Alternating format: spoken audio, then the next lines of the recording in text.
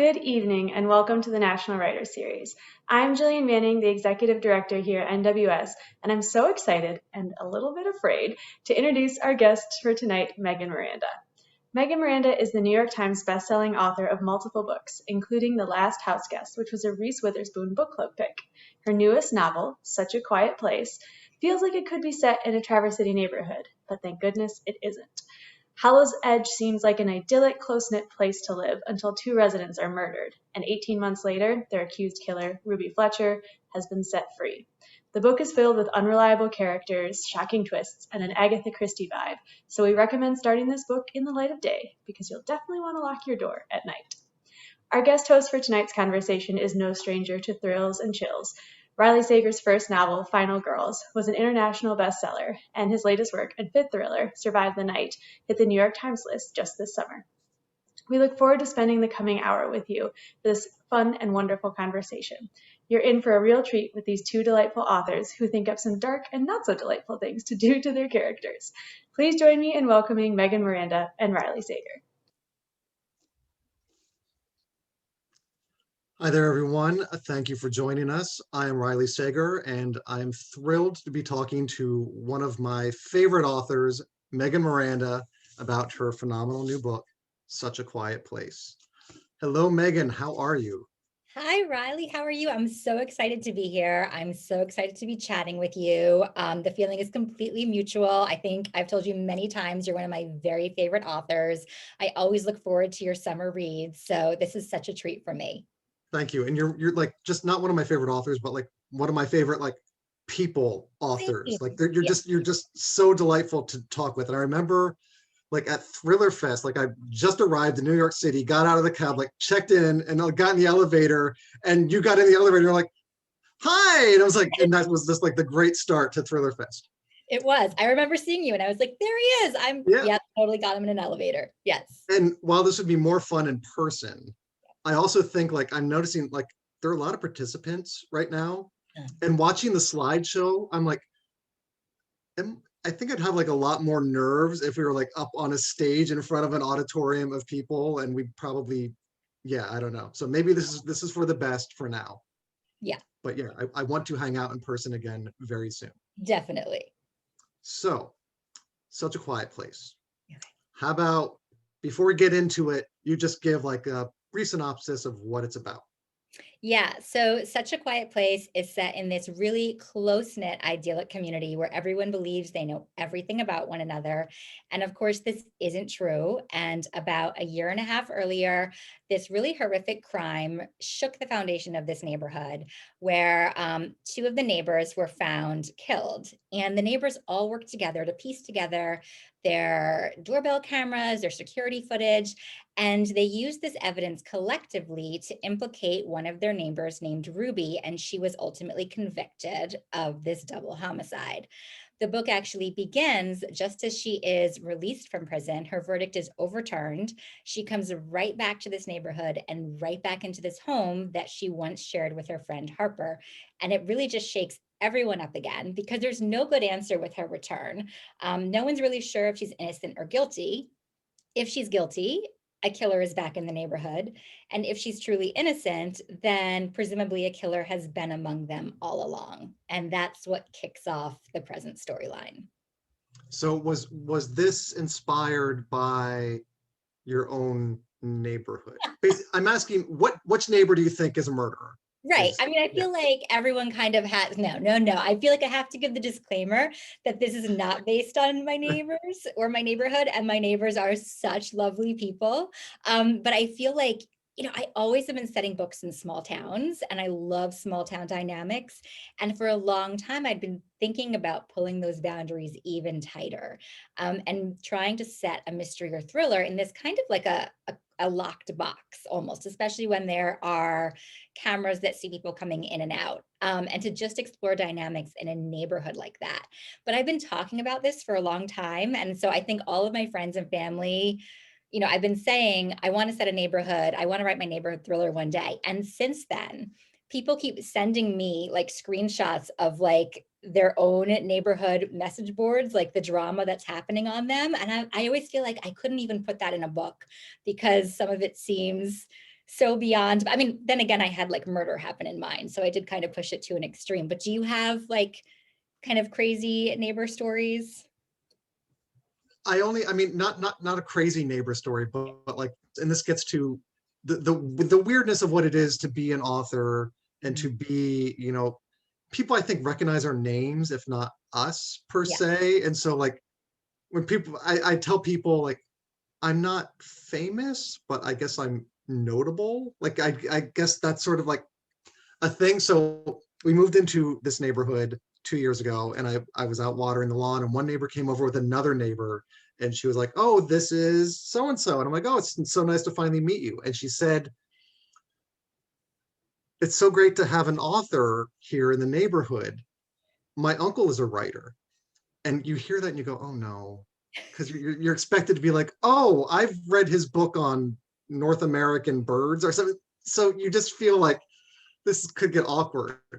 And I said, "Oh, really?" She's like, "Yeah, he wrote a really popular book. You probably don't know what it is." I'm like, now I was curious. I'm like, "Okay, try me."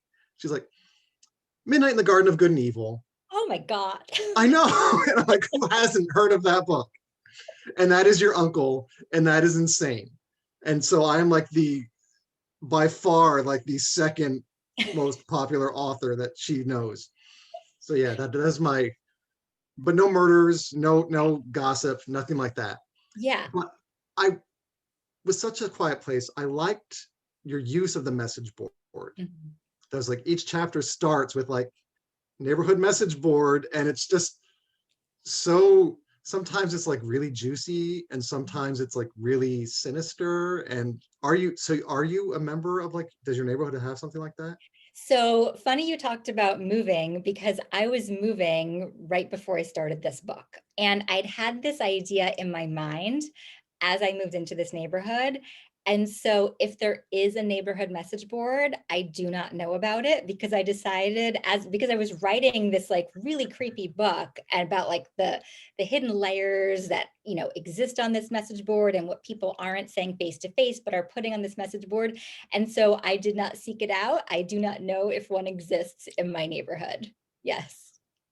I'm just going to say one probably exists, and they're talking about you. No. They're reading, they're like paging through the book going, this is totally two doors down. They're the ones who did that. We all know it. Right. But so let's talk about Yeah. the two characters. We've got Ruby, and we've got the narrator, Harper, who owns the house that Ruby was living in before she went away to prison, and she returns to everyone's surprise.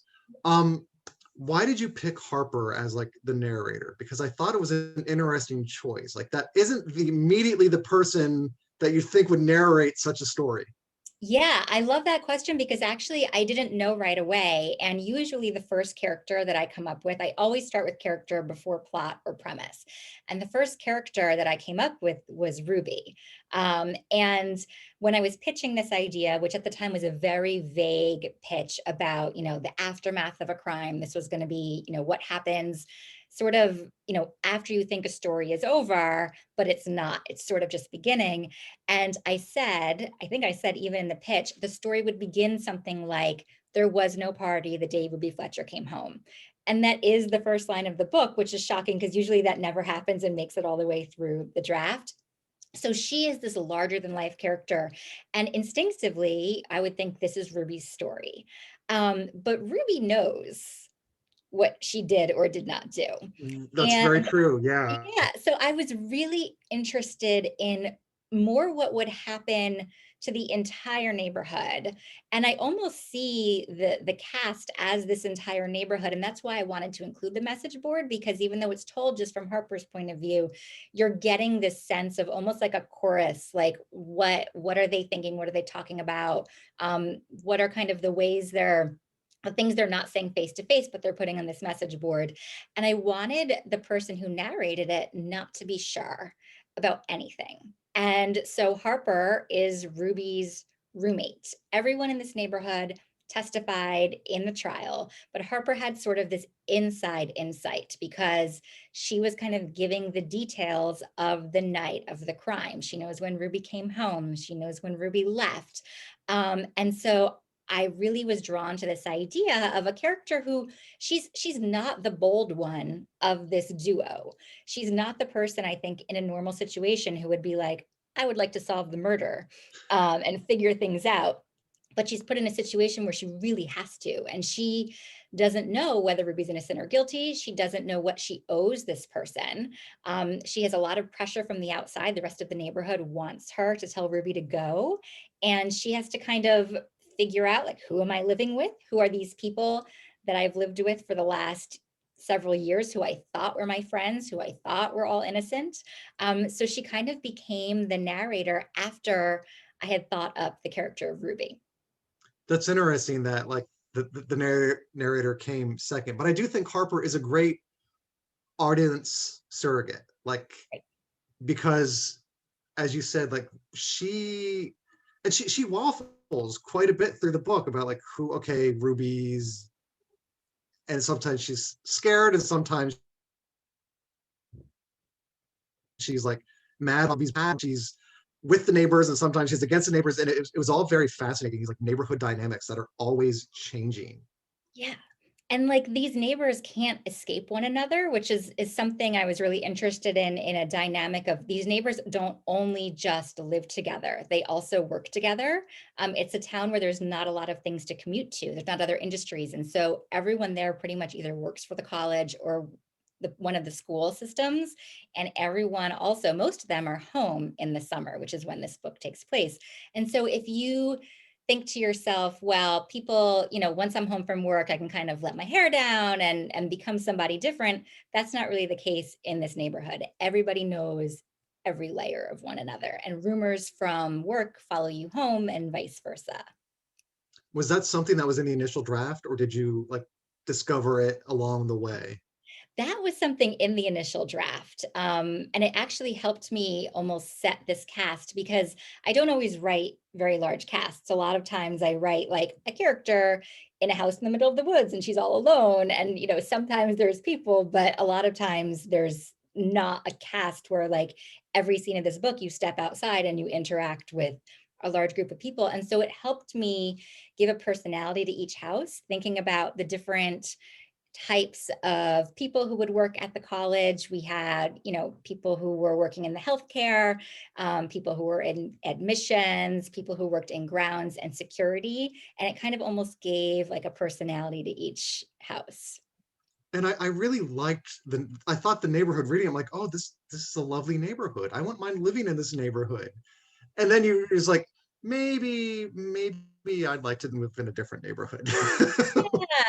Yeah. And I think that's what's so fun to explore in suspense in general. Like these characters move to these places for a reason. They're beautiful and idyllic. And there is so much to love about this until something goes wrong and you're afraid. And then suddenly everything you thought was beautiful can be something very sinister, and you can kind of play with the atmosphere, which I love how you do that in your books as well, where the atmosphere can become a character and really lend itself to this, thriller tone. Well, one, thank you. And two, I find that really fun to just push something like almost in a dramatic way, where just make it a bit larger than life, just slightly, because you go too big, it gets ridiculous, but just pushing it a little bit further than reality, and it really like an atmosphere or setting can just pop. It does.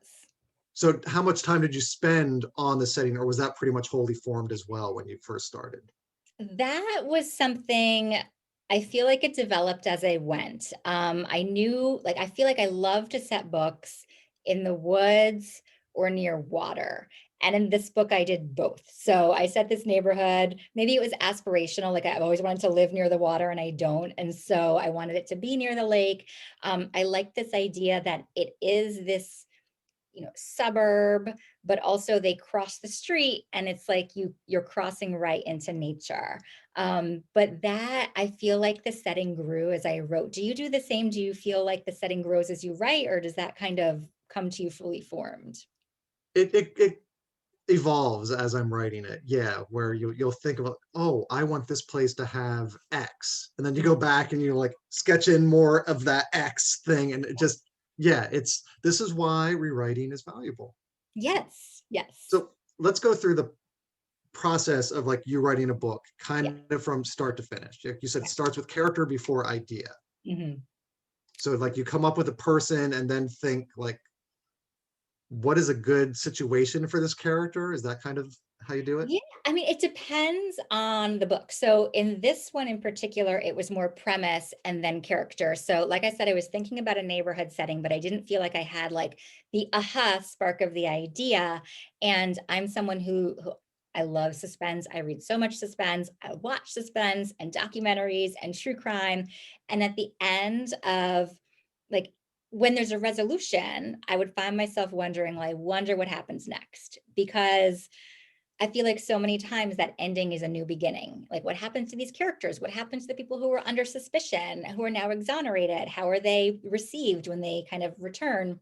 And that's what gave me the aha. So that was the premise. And so Ruby kind of developed with that. And when she returned is pretty much how I started writing. Like, I just kind of dove in and was like, let's see how this shakes things up. And it And does have the feel of like a season 2 of like a Netflix true crime documentary, where yeah, it's like, because like the first one is about the murder of the Truetts and Ruby's conviction, and then it's like, oh, season 2, there's a new development in the case. right. Yeah. But you're the opposite, right? Like you start with plot before, like you know where your story is going before you start. I start with like, it usually is just a random idea of Okay. something, like, survive the night. My idea was just film noir Little Red Riding Hood, and I don't know what that meant, or how I was going to do it, but it intrigued me enough to be like, I'm Yeah. going to think about this one. And so it does come up with like a, really just a sentence pretty much that I can send to my editor. Dang. And then I think about the situation and the cast of characters and who would be the best person to tell the story. And, I think we all have to decide who is going to be like the Harper of the story and the Ruby of the story and the chorus of the story. And have you ever had that where you've been writing and you realize it's the wrong person? Ooh, I haven't had the wrong, well, that's not true. I've had The Last House Guest, I wrote about 4 complete different ways before I landed on the right way to tell the story, which for the most part was figuring out the right structure for it. But some of the first structures had more than one point of view. And then it took me realizing that this was not the right dynamic. This was not both people's stories. This was just Avery's story. And this is why. And this was the heart of the story. But I did have another narrator. I had several different narrators at several different drafts along the way. And so it is kind of a complete rewrite when you realize, oh, you've had the wrong perspective. But I also feel like by that point, you know the story so well, you're just changing the perspective. Have you had that where you change your narrator? I haven't changed the narrator, but there was with Lock Every Door, there was another main character who was like not the narrator, but the secondary main character. And I just realized this isn't working at all. So she's gone. Like there's Yeah. no trace of her in the finished product whatsoever. She's not even a character She's not anymore. even a character anymore. Yeah. But I realized it halfway through. And Mhm.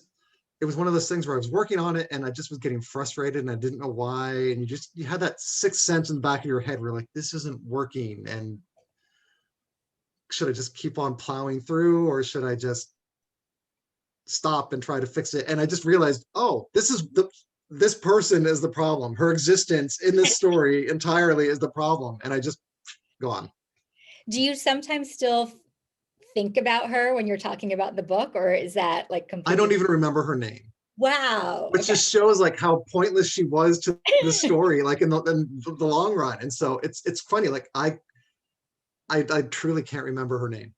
That's fascinating. I'll Yeah. say I definitely, I had another house in this street in one of my earlier drafts, and they did not really serve a unique purpose. And there was sort of that realization in a later draft, like they really had to go. And I was like, oh no, I'm gonna miss them so much. Like I'm always gonna see like that hole, but no, now Is it so where would it have been on the map?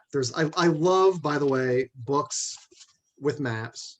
Like you might not be able to see it, everyone, but yeah, I was delighted to see that. I'm like, I love books with maps. Me too. And I will tell you the story about this map too, which was so fun. But that house would have been, so it's Harper and Ruby, and then the Truett house who were killed, and then they would have been right there.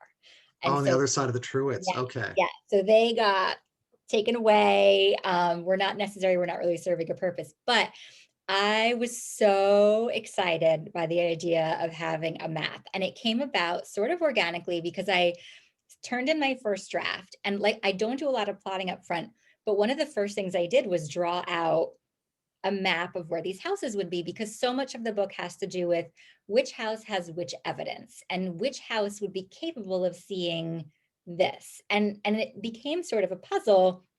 And one of the first scenes in the book is when Ruby's walking down the street and Harper's pointing out she's passing the house now that, heard the bang. She's passing the house now that caught her on camera. And so my editor, when she read it, said, "Do you have a map? I feel like you drew this out." I said, "Yes, I have a map." As And a she matter of said, fact, I "Yes." do. Well, she said it would be great to maybe incorporate this. Let's think about how we would incorporate it. And as I was, thinking more about it, in my mind, I thought this could be something that there's a cop who lives on their street. And I thought this would be something he would almost present at the trial. Like, this is where everyone lives. It was a way to kind of show in the trial, this is each household and this is their evidence. And they said, "Great, could you send it to us?" And I was like, "Oh, it's really bad. Like, it's a really bad map." And it was like the size of the sticky note. "I'm sure it's fine." And I was like, "Oh, okay." It's like circles for houses, and it's like a word that said trees and a word. And I can only imagine what they thought when they actually saw it.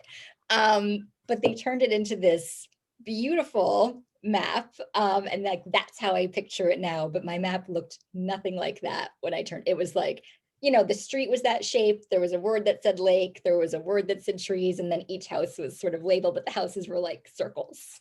The art teams at publishers are just Incredible. they're so brilliant. Like they just, and I love this cover so much because I just love like the bird's eye view of the cul-de-sac and this neighborhood, and thinking like, what secrets are hiding out right there. You think you're seeing everything, but you're really seeing nothing from this bird's eye view, which I think is like thematically, they just knock it out of the park every time they send a cover. I'm like, yep, that's it. Yes. They really do. And I've pointed this out. It's textured, everyone. So like you can feel the trees and you can feel like yeah. I've talked to Megan before about like the textures of her covers are just always amazing, and how it was my own book event, and afterwards I was just chatting with people, and it was on The Last House Guest was on the shelf, and I was like, "You guys feel the cover of this book. You can feel the raindrops on the window. It's amazing. And the book's good too. Buy it." So speaking of Last House Guest, I would be remiss if I didn't talk about it being a Reese Witherspoon Book Club pick. How awesome is that? And can you pull back the curtain a little bit on being a Reese Witherspoon Book Club alumnus, I guess? It was the most incredible experience. I think I'm still processing it several years later. Like I remember the moment very clearly. So my book, The Last House Guest, came out in the middle of June, and I didn't know at that point that it was going to be a Reese's Book Club pick. And I had just come back from a leg of tour, and I was sitting on my couch like alone. No one in my family was home. It was a Saturday, which I remember because I got a call from my editor, and I was thinking like, why is my editor calling on a Saturday? And she told me that it was going to be the pick for August. And I made her repeat it about 6 times. I was like, are you sure? What? And then I told like no one, because I just couldn't even believe that it was, something that was happening. And it was such an incredible experience. I feel like I got to connect with so many readers and so many different book clubs, and people who maybe wouldn't have picked up a thriller as like their first choice of book, who were suddenly like when it was announced on Instagram saying like, oh, I can't wait to read this with my book club. And it was such a whirlwind, and such an incredible way that she uses that platform. But yes, I blew my mind. So do you and all the other authors have like a secret handshake? We do not have a secret handshake. No. That would you guys need a secret handshake. Okay, I'll put it on the list. Yeah. And I think I'm tempted to not believe you that it's so secret that you can't even like mention the existence of a secret handshake. If it existed, yes, I wouldn't say. So let's talk more about like writing. You wrote YA thrillers first, Yes. and then you did All the Missing Girls. Mm-hmm. I'm trying. I was about to say like why, as Right. if like All the Missing Girls was a terrible book, and I love All the Missing Girls. But so just what made you want to transition from YA into adult thrillers, or was it even intentional? Did it just happen? Honestly, it wasn't necessarily intentional, because I think, I've always written suspense. I always write from the first person point of view. And I wasn't necessarily thinking, now I want to write an adult book. And I think this is how I approach both of them is, I write from first person, I filter through the perspective that, they're living through. And I feel like I was writing these stories about characters who were 16, 17, 18 years old, having these huge things happen to them because they were suspense and thrillers. And at the end, you sort of reach a resolution. And again, I think this is back to that idea of I'm always wondering, like, what happens next? And years later, I would kind of think about these characters again and think, how did they go forward from here? Are these things they tried to leave in the past and pretend they didn't happen? Are these things that really impacted the people that they became, and their relationships? Or, how do you handle that sort of past? And that is almost the inspiration for All the Missing Girls in a way, because it's about what happens when these characters were 18 years old for the most part. And they scattered at this point, and the main character left, and it takes place 10 years later as she's looking back and a new disappearance happens that kind of kicks up this case again. But when I started with this idea, and I started kind of with the idea for a structure, like I was really interested in telling a story in reverse as a way to explore character motivation. And I didn't know it was an adult book at first. I didn't know my character was 28 instead of 18. And very early on when I was writing, I realized, no, this is missing an element of hindsight to it. This is missing this extra layer of, thematic connection of needing to go back into the past for answers as the story moves in reverse. And I feel like this is something I'm drawn to in all of my adult books, is they usually have to do with something in the past. Somebody had asked me, I think it was for my last book, to sum up the book in 3 words. And I said, the past returns. And I realized that could describe like every book I write. And it's just a theme that I keep coming back to. And I think in Such a Quiet Place, I do it in a very literal way. Like Ruby is the past and she's just returned, everyone. Yeah. Do you find yourself drawn to like similar themes? I mean, I feel like I can feel sort of similar themes in your books as well. Absolutely. Like because 3 of them have like the distinct like sort of flashback structure where major chapters are taking place in the past. Yeah. I just think it's really fascinating because everyone, like when you meet someone for the first time, you're not meeting them like fresh out of the box. Like they have a history and you don't know if it's a good one or a bad one or in between. And so much of what we do and how we react to things is based on what happened to us in our past. And I think it's really fascinating, especially in terms of thrillers and suspense, when people are in such heightened, dangerous situations, to be like, how do you react? You react based on what happened to you before. And that's why it bugs me when you see it like a review that's like, oh, this character is so stupid, I would never do that. It's like, well, she's not you, Right. miss. Like it's really And you don't really know how you're, like you're saying, you're putting these characters in these incredibly tense situations. And it's easy, as for me, when I'm reading a book, to be like, that's not the decision I would make. But I don't really know that until you're kind of in that moment. And I think those decisions change all the time, which is really interesting when you're writing a thriller. Like, you think you would do this, but then what happens if it involves your child? You think you would do this, but what if it's your best friend? But what if it's a parent? And like, that line sort of shifts. And I think it's such an interesting way to explore characters.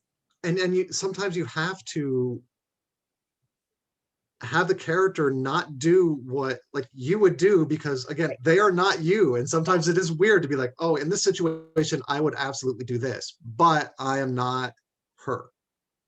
Do you find that your plots, this is for me, I think one of the reasons I don't do a lot of plotting up front is because my character, I feel like I don't know what they're going to do until I get to know them well enough. And then sometimes I'll have in mind that this is what's going to happen at maybe the halfway to 3/4 mark. And then I get there and I'm like, that is not what this character would do. I want them to do this, but like, that's not what they would do. Do you find that too? That's happened to me before too. Yeah, where and it's such a weird, you can't explain it, Mhm. but the characters do have minds of their own. And when you say that, it sounds so silly. It's like, we're the author, we control them. We kind of do, but we kind of don't, because once you get to know them so well, you do start to know, oh, they would absolutely not go right, they would go left in this situation. Yes. Yes. And even like the things that they, like you were talking about when you meet somebody as an adult, you're not necessarily knowing everything about them. And I think this kind of goes into that idea of unreliability, which isn't necessarily even that a character is lying, but when you meet somebody, you're not going to say like, this is my entire past, this is everything that's happened up to this moment. It's like you're presenting a version of yourself. And I think that narrators present a version of themselves to readers as well. And it's just such an interesting thing to think about what a character would tell readers, or want readers to know, kind of like that decision of like what choices they would make. It's what are they going to tell other people and what are they going to tell the reader as well. Yeah, you would never like confess your darkest secrets Right. right away. You'd have to be pushed into some pretty desperate corners to be like, okay, I did, this is what I did happen to me in my past, and I did this and that. Yeah. So yeah, it's fun and it's fascinating, and I do feel lucky we get to do Mhm. it really is enjoyable to Yeah. just create things, and people read what we create and they enjoy it, and it's really cool. But Yeah. there's also some downsides, like writing during a global pandemic. That How was that for you? that I mean, it wasn't great. I mean, like I feel like I had the idea for Such a Quiet Place before the pandemic, and I got maybe 50 or 60 pages in before March happened and the world started shutting down and my writing shut down as well for a while.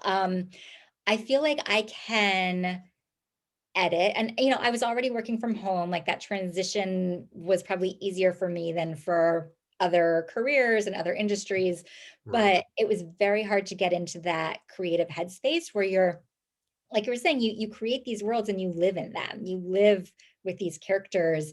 And it was really difficult to get into that headspace when there was so much going on right here. Um, and so it took me a few months to kind of get back into like changing the way I used to write. I used to write very structured hours when the kids were in school. And so, yes, they're old enough to do their own school, but they were right outside my office door and I just knew they were there. And so I would write a little earlier in the morning. And then I also felt like this book feels like a book I would have written during a pandemic because it has such tight boundaries and no one's really leaving this neighborhood. And I felt like those themes grew stronger as I was writing, also in as my own boundaries were pulling tighter. How about you? What was your experience like? I think a lot of us, like there's probably a lot of unintentional pandemic books, because yes, Survive the Night was totally, it's most of it is two people in a car. Yeah, And so you can't get more confined than that. And right. and it's very claustrophobic. And I was feeling that claustrophobic the entire time, Mhm. because it is weird. Like, I work in this room. This is where I write, and I've been doing that. And so my day-to-day life did not change.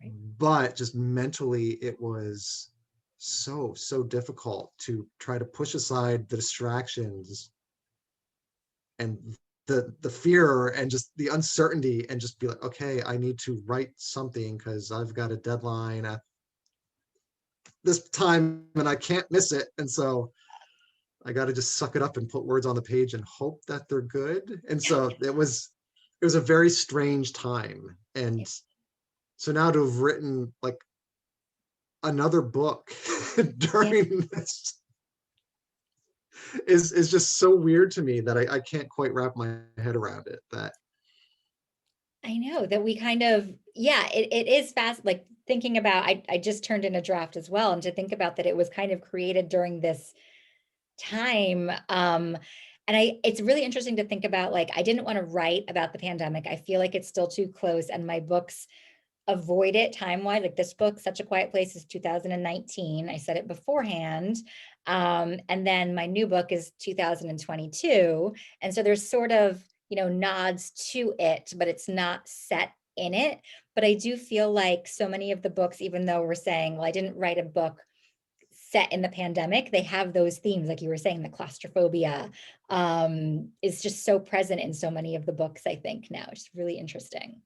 yeah, and I'm curious to see how other people deal with it going forward. Like, because Survive the Night takes place in 1991, and so I don't have to address it at all.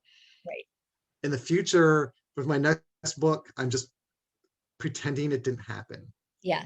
Like, and that maybe it even took place before. I don't mention a specific year, Ah, and so it's just like, just to not, because I don't want to relive it.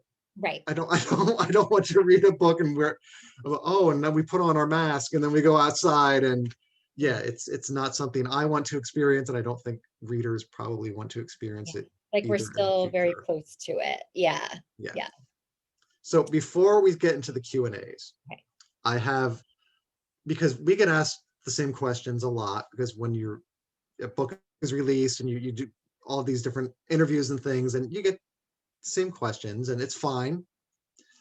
But I've tried to think of a question that you've never been asked before. And I first came up with this question when I was able to be in conversation with Zakiya Harris, author of The Other Black Girl. And she was just everywhere when that book came out. She was on Good Morning America and I'm like, okay, what hasn't she been asked? And I came up with a great question. I'll present it to you now. Who is your favorite Muppet? Oh, that's a really good question. And I'm put on the spot and I now can't think of a single Muppet. Like I am speechless. And it can be from Sesame Street or The Muppet Show or Fraggle Rock even. Few people go there, but if you want to. So I don't even know if this is my favorite, but it's the one that jumps out at me. And I know this isn't a Muppet either, really, but I have two small children, and I remember watching Elmo so many times, like the repeat of that happening all the time. And I just feel like also Kermit, like I'm just drawn to that. I don't know the answer to this, Riley. You've really stumped me. I feel like I need to research the Muppets and find out who I'm really connecting to. Who is your favorite? It would be Kermit. Okay. Okay. Then I feel like I gave the right answer. Okay. Kermit and Elmo. I think Elmo was technically a Muppet. Yeah, Okay. so Oh, he you're is? good. Okay. I don't Yeah, know. Okay.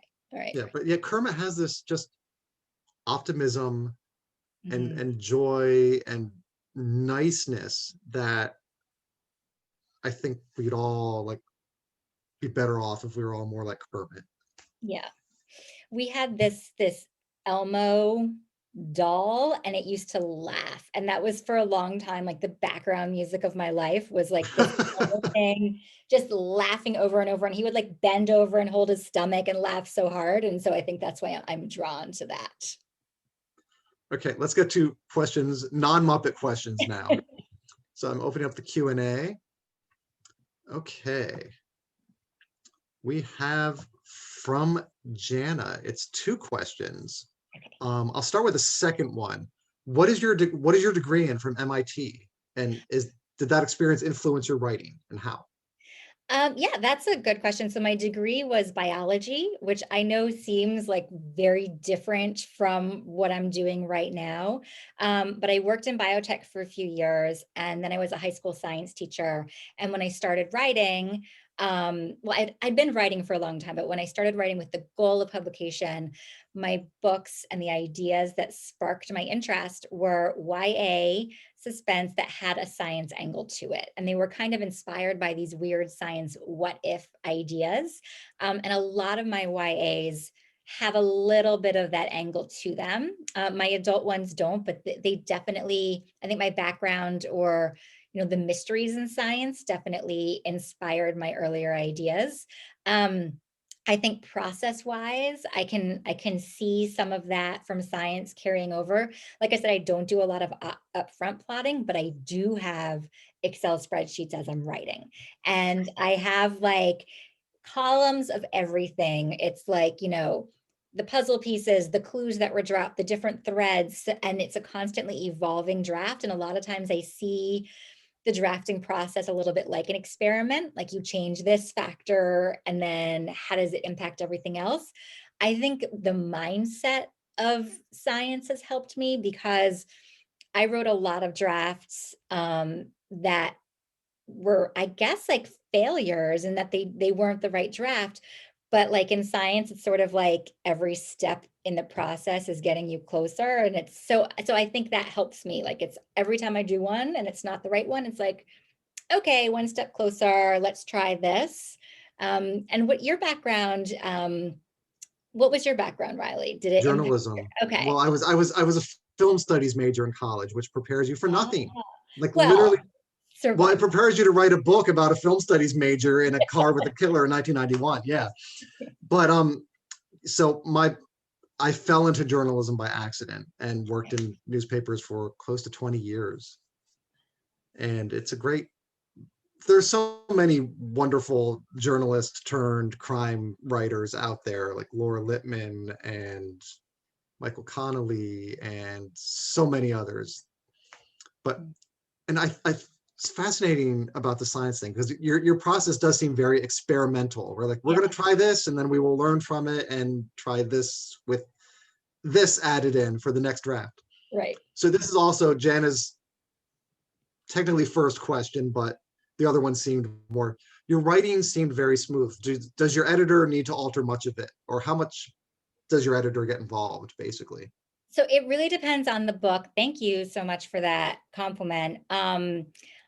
I'd say the things that I work with most of the time on my editor is like, what are the things that are working for her and what are the things that are not? What do I need to? And so it's not so much like change this line to this something else. It's more thinking about the big picture and the heart of the story and the character dynamics.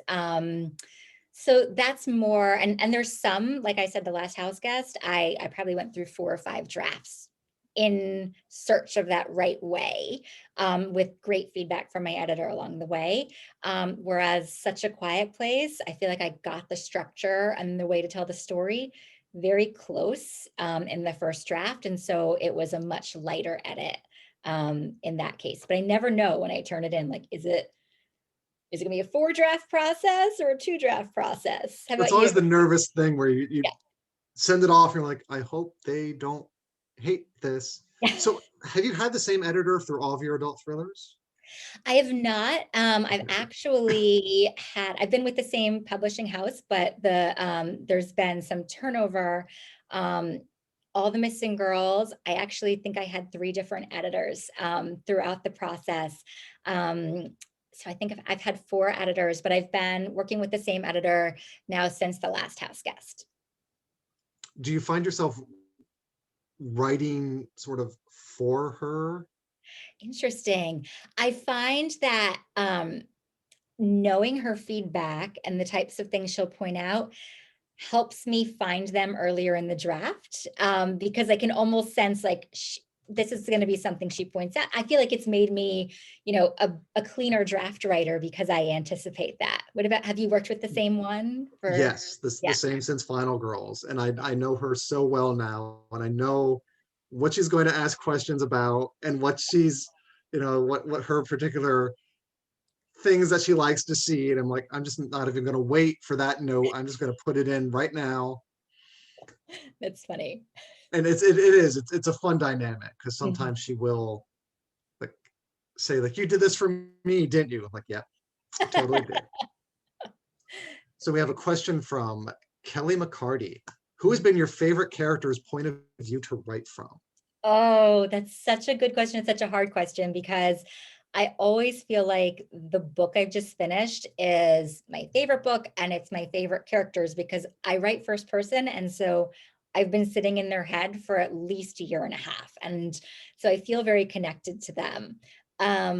So for now, it's the narrator of Such a Quiet Place. It's Harper, but there are characters that linger with me. And I realize that it's the ones I spend the longest time with.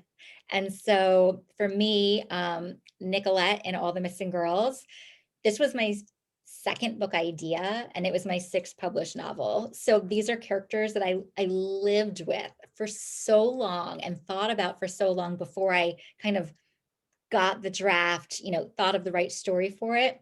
So I'm very connected to her. And then Avery in The Last House Guest is another, like I said, I went through 4 or 5 drafts and figuring out the heart of her story. And so I think about them still. Do you have a favorite? Oh gosh, it changes. Like you're right, because when you finish one and then you're like, oh, I really liked that one. I liked talking through her voice and seeing things through her eyes. And then you move on and then you start to like the next person. So yeah, I always say my favorite is the one I'm working on now. Yeah, that's good. So we have two. One is from Stephanie McKinley and the other is from Erin Baggett. And they're roughly similar, so I'm going to combine them. So Erin's asked, what brought us both to the genre? So I get to be involved. Whether it's a transition from some of the YA novels or starting out with the first novel under a pen name. Mhm. And Stephanie asked, what are the biggest differences in writing young adult versus for adults? So let's talk about that one first. Okay, so I'll start with the difference between YA and adult because it is something I've thought about quite a bit because for a while I was doing both at the same time. There were a few years I was doing a young adult and an adult, and the truth is my process is the same. I'm writing all of them first person, and so for me, the thing that changes is the perspective. And when I'm writing a YA book, a character that I feel like should be a narrator in a YA idea, which is usually how I decide it's a YA idea, like who's the character suited for this, is someone who's experiencing things for the first time and kind of figuring out their place in the world, putting these events in context. And there's a lot of immediacy and a lot of times a heightened emotion from that. Those things do not necessarily go away in adulthood. Like I feel like adult characters are also figuring out their place in the world. And in these books, they're putting events in context. But for me, the adult perspective has an element of hindsight. And that's how I approach it differently. So a character like Nicolette and All the Missing Girls is filtering everything that happened through these past 10 years of experience and the past that she has. Whereas a young adult perspective is sort of, it's that immediacy is sort of the heart of it. That's how I approach it differently. Okay. And then the other one was like, and you touched upon it earlier, like the transition from YA to adult thriller. Like, Yeah. and that was just kind of a happy accident. It was, but I've always I grew up, and kind of like our entrance into suspense and what drew us to Oh this. yes, I yes. I grew up reading suspense and mysteries and thrillers. My mom was a huge mystery suspense reader. Like these were the things on the bookshelves. I think I've probably told you this in the past. I was a kid who was also afraid of everything. And so like, why was I drawn to these stories that were very dark at night that I'm reading while terrified? But I think it was because, like I said, I'm someone who attaches to character, and it's almost like you're taking the journey through these stories with a character. And so I always, before I know the plot arc, I see the character arc and where I want them to be and how the plot almost forms against like what this character has to go through. And I love the mystery and the puzzle pieces. And I think it's such an interesting way to explore character as well. What about you? What brought you to this genre? I think, I mean, yeah, I too scare very easily. And yet I loved scary stuff as a kid, and I still do today. And I think part of it is you can live vicariously through these characters in these dangerous situations. And I think that's why I like to write them as well. I mean, my life is pretty dull. Like I have to say, like it's a lot of time sitting in this room trying to put It's words on right. a page. And so like you just, to add some excitement into your life, it's like, okay, and I'm going to write about murder. And I really think that I was just always drawn to it. And now it's just continuing. I Yeah. think I'm just fascinated by the dark sides of people. Yeah. And I think like we are generally like positive, upbeat, happy, not morbid people. And yet like we're still fascinated by the dark It side. is. Or imagining, like, I think, I've loved mysteries always. And like, I think the biggest mystery is what's inside other people and what these characters are capable of. And like, what is someone, like, I think it's really fascinating, the idea of the villain or uh, who's going to be the bad guy. And you think, okay, everyone has a motive, but who's the one who gets pushed and pushed and pushed, who takes those steps that's closer to the end? And, it's not someone you would think would do these things, but like, what are the mysteries inside them that suddenly they do these things and justify them? Yeah. Yeah. Okay. We have from Caitlin Hunter. I'm going to read this whole verbatim because it's so nice. Hey guys, so excited to be here with you both. You two are my very favorite authors in the whole world, so I feel like a kid in a candy store right now. Oh. Anyway, her question is, which of your books is your favorite? And you might be like me, and I can't answer that. It's impossible to answer that. It truly is. It is, and I feel like it also changes. Like sometimes it kind of depends on my own mood, and I think it's for me the same answer as like which is my favorite character to write from. It's like because it's like the world you've just created and the world you've lived in. And I think like you were saying, it's usually the one I'm writing because it's like you're creating it and you're figuring everything out. And it's almost like you can see the world forming, and it's like fun to figure out the character dynamics and figure out who your character is and what they love to do for the first time. How about you? And writing a book is so, you can't separate like what's going on in your life when you were writing a book. Like I Yeah. find that impossible. And so when I like look at a certain book of mine, I only think about what I was experiencing outside of the world of the book as I was writing it. And and sometimes it wasn't that great. And sometimes it was fantastic. And the book maybe isn't as good as the time I was. So it's really hard to separate our lives from what we've created than it is for like me to sit down and just read Such a Quiet Place and be like, oh, this is great. Like it's a weird part of the creative thing. And that sounds No, it's a so really articulate right now. The it's a creative really good thing. point. Yeah, but it's I think you really expressed what I've been thinking for a long time. Like it's hard to kind of separate those things, and also the process of it too. Like there's the finished product and there's also the process. Did the story just come to like easily and it was one of those joyous stories to write, versus is it something you had to really, really work at for a long time, which is sort of like separate from the story itself.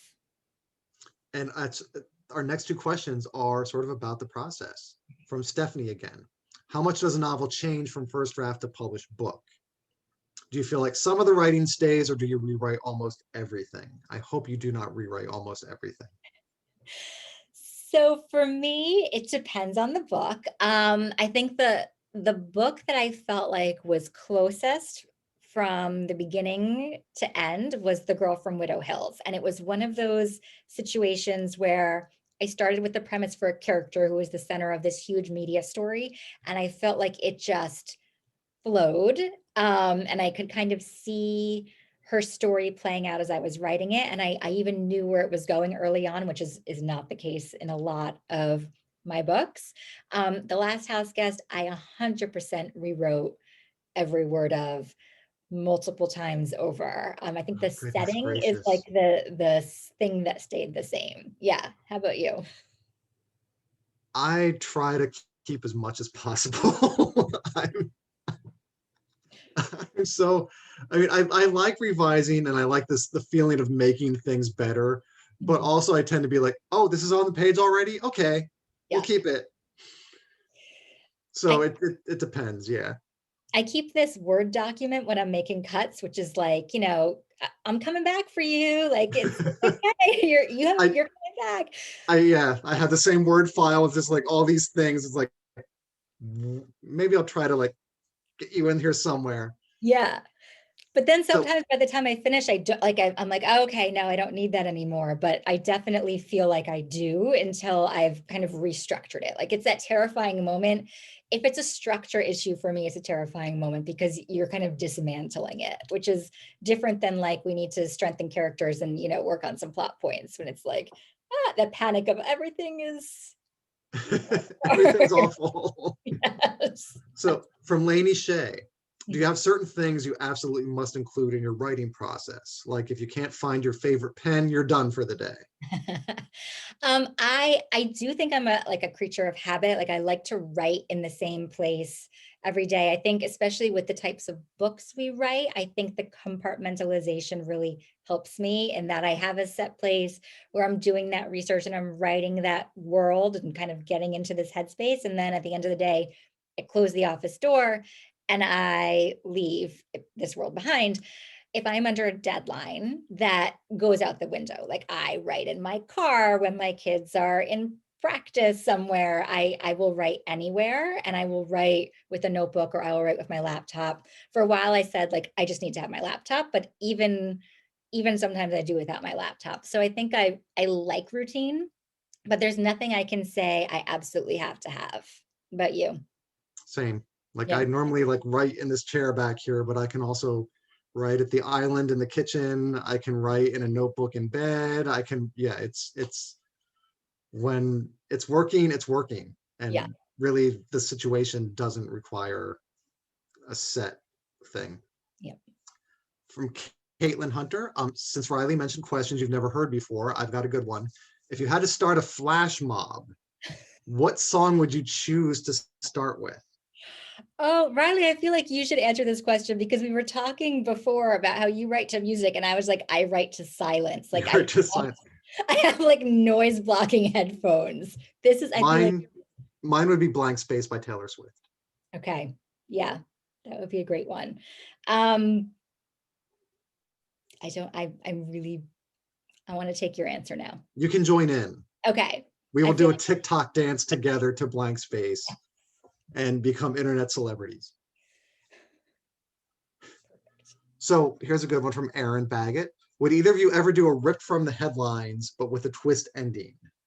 ooh, I think I definitely get inspiration from things in the world. And I think that the closest I probably got was in thinking about The Girl from Widow Hills, which was inspired by the idea of big, like somebody at the center of a media story. Like, I'd been inspired by thinking about baby Jessica, hearing about it 20 years later, or the Thai cave rescue and being at being a part of a story that you didn't want to be part of is how I came up with the idea for Arden in The Girl from Widow Hills. But when I started crafting the story, it was a completely different story. It was just inspired by thinking about those types of stories. So I don't know how close I would get to a rip from the headlines type story. I really like to make things up. I like to make up settings and make up place as well, because I feel like when I set books in like these lovely small towns that people love, I'm like turning them very dark and creepy. So I like to make everything up. How about you? Yeah, I like making things up too. I mean, I like being inspired by things that have come before, but with like ripped from the headlines things, I think if you do it wrong, people will just be thinking about that true life case that inspired it. Yeah. And like you see that on like Law and Order SVU, where you all know, like, yes, this is fictional, but it's all based on this famous case from last year. And I think it might take people out of the story. Yeah. But here's a good one that's in a similar vein. This is from Craig Manning. One of the themes of the book seems to be how, as a society obsessed with true crime podcasts, TV shows, and literature, we might just fool ourselves into believing that we can solve the mysteries the police can't. What do you see as the pros and cons of that mentality? And how did that inform how you wrote this story and these characters?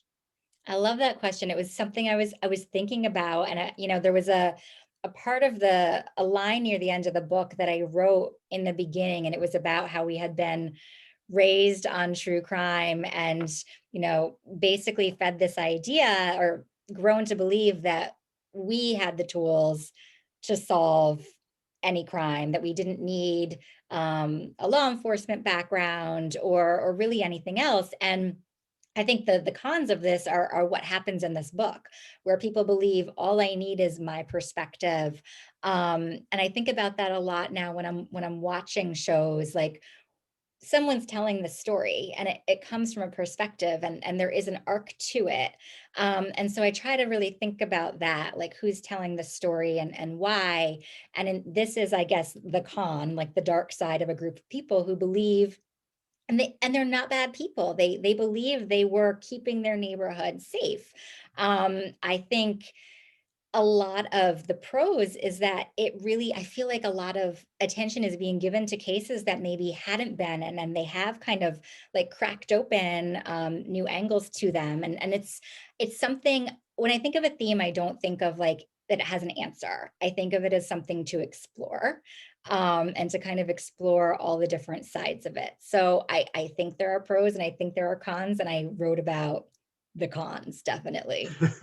The cons of being armchair detectives. Yeah. So these, let's see, I'm trying to get them.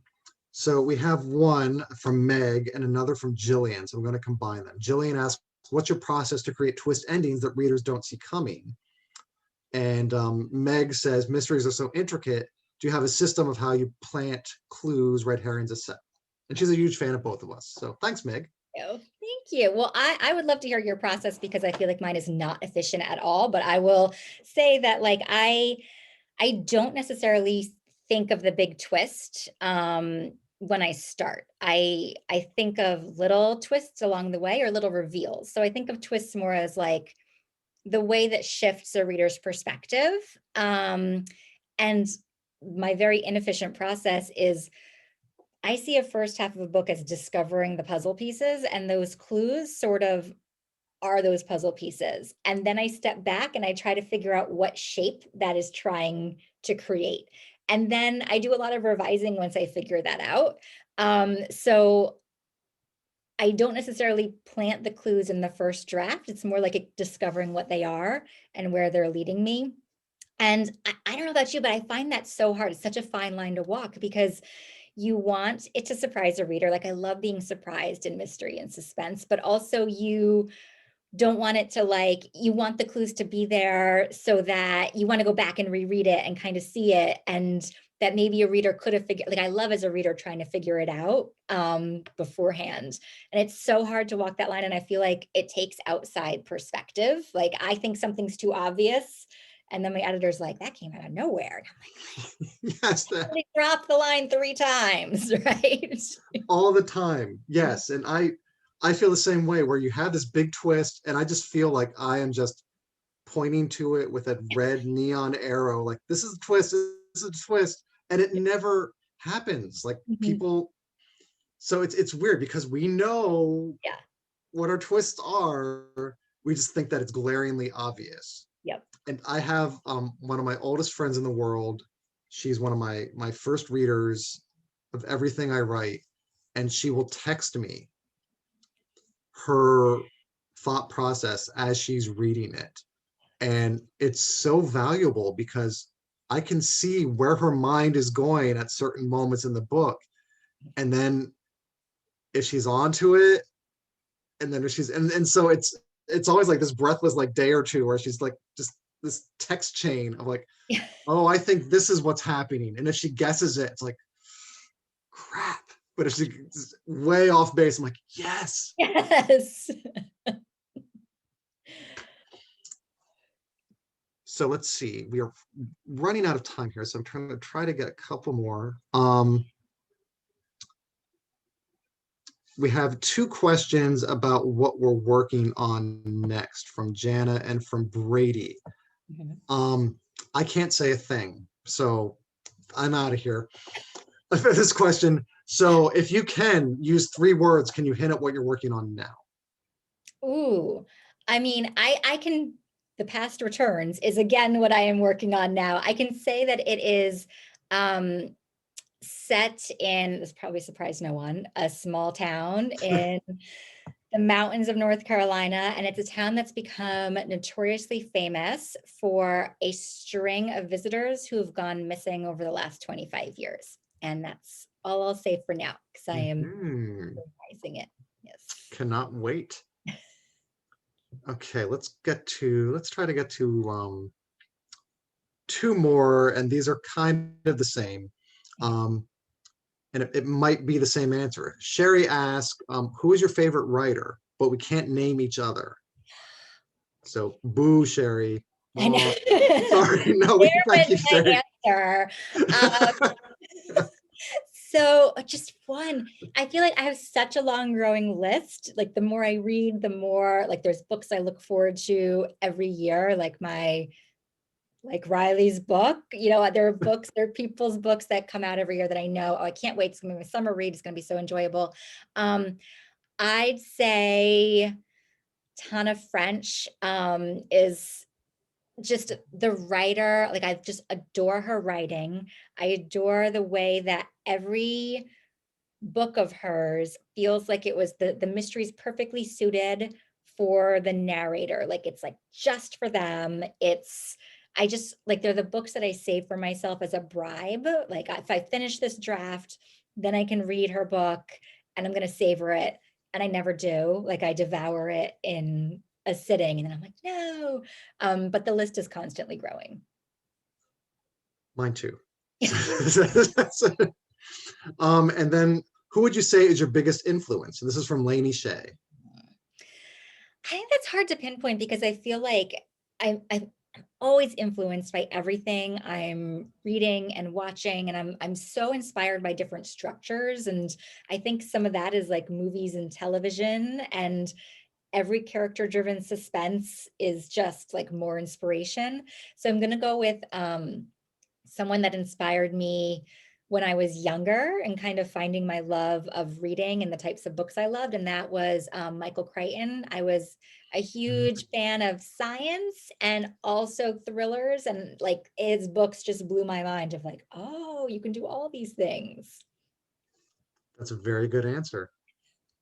What about you? Oh gosh, probably most influential, probably Agatha Christie. And I don't think my books resemble her in any way whatsoever, but just 10 Little Indians, and then there were none. Yeah. Just wow. Like I read that and like, I didn't know books could be about this. Like it was amazing and I read it, I think I was like in 7th grade, and I was gone after that. It's like, okay, this is what I want to read from now on. Okay, well, I think that we are probably out of time, and also you look like you need. I'm gonna start coughing, sorry. I had water that went down the wrong pipe. It happens. It happened to me like the last Zoom event I did, where I was like, it was wine. I was taking a drink of wine and it just went down the wrong pipe, and I had to mute myself. Yes. And like just turn away as like I'm coughing, and then like came back. I'm like, sorry, I was just choking on wine. I'm back. great way for There's no this to smooth end the recovery, so you just have to admit it, you know? day. No. Well, on that note, it was a joy, as always, to get to talk to you and spend time with you. And I hope next time we do this, it is in person. Yes. Yes, this was such a highlight for me. I was so looking forward to chatting with you. You know, I'm a huge fan. I so appreciate getting to chat with you tonight. Thank you so much for hosting us. This has been so fun. And thank you everyone for coming out. Yes, thank you everyone for tuning in, and thank you National Writers Series. And I hope you all have a fantastic night. Bye, everyone.